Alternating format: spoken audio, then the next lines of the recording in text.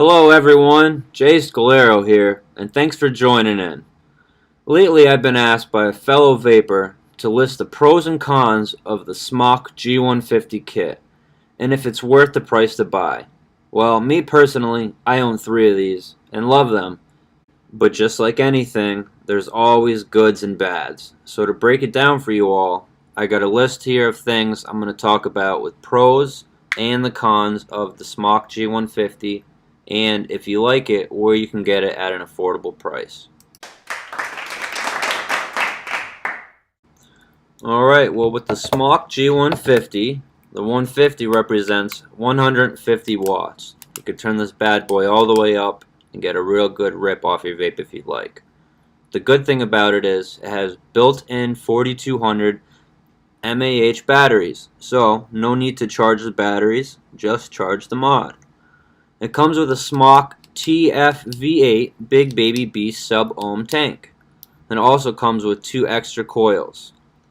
You also get spare glass because, trust me, you're going to break it unless you put vape bands on it.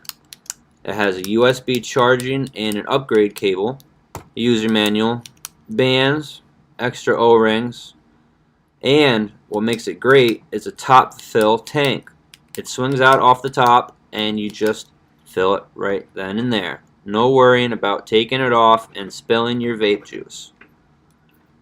It has a puff reset on it, so when you get to a certain amount and you go to change your coil out, you can reset your puffs.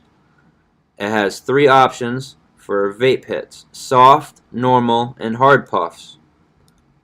The good thing about it is it's small, so it fits in your hand and it goes slightly in your pocket with barely any visible markings. And the great thing about it, guys, is that I got this kit for $54 off Vista Vapors. Where can you get a full kit for that much? It's definitely a thing to check out.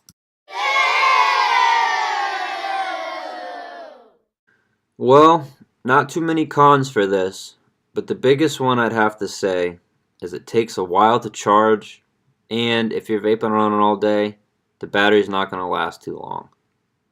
Also, it's pretty tricky to use. For the beginner vapor, I wouldn't recommend it, as it has different modes, temperature control, memory, and watts. It's definitely something different to check out and look and learn about online.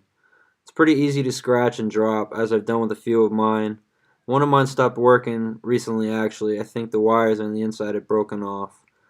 And they have vent holes on the bottom of the vape, which makes it hard to vent when you have the vape standing up. But obviously when you're using it, it's not too bad. Definitely with the Smok G150, I would recommend getting it, as there's more pros than cons for this, and it's pretty efficient, and for the price, it's not too bad. Alright guys, thanks for watching this video.